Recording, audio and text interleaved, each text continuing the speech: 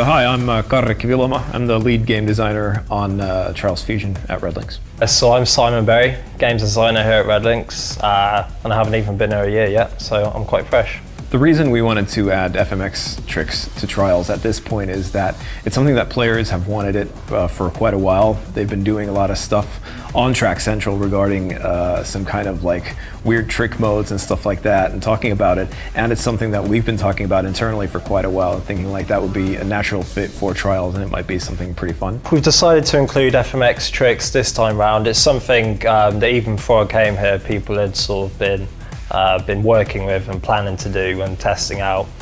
And it's actually come from community feedback. FMX tricks are performed by controlling the rider's feet with the right thumbstick.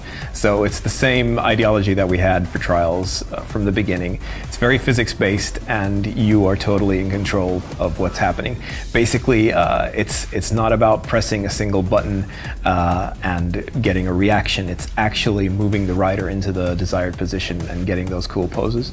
We added a new bike into Fusion called the Foxbat, which is basically built for FMX. The reason we added it was that we wanted to make sure that the experience when playing FMX is as great as possible. So it's got modified suspension because in FMX mode it requires that you have a lot of airtime and long flights and big jumps.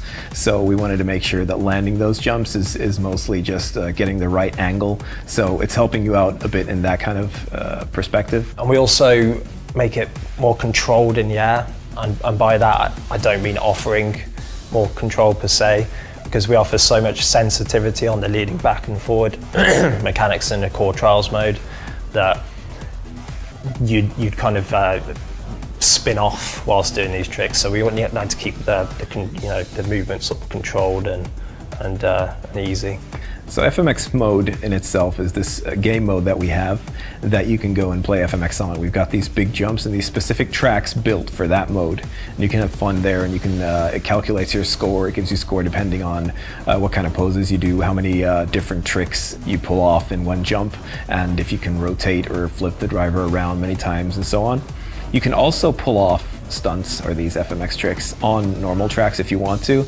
It doesn't give you any score or anything, it's just for extra flair if you feel inclined to do that.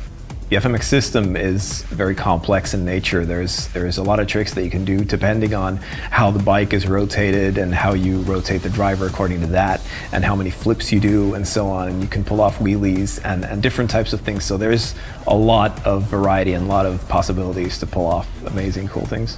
I think when people first play FMX, I think there'll be two things. I think a lot of people will be pleasantly surprised by how not arcade like this is. This isn't like press up, down, left, back, fierce punch, and you do a spin in the air. It's nothing like that. It's very subtle, very physics-based and realistic.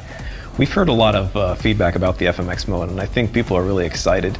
There are some that are not too sure about it yet, but I'm sure people, once they get their hands on it, they're going to have fun with the mode, and it's going to be something you can have fun with it in the Trials tracks, or you can play their own FMX game mode that we have made. So I think people will find something interesting in it for everyone.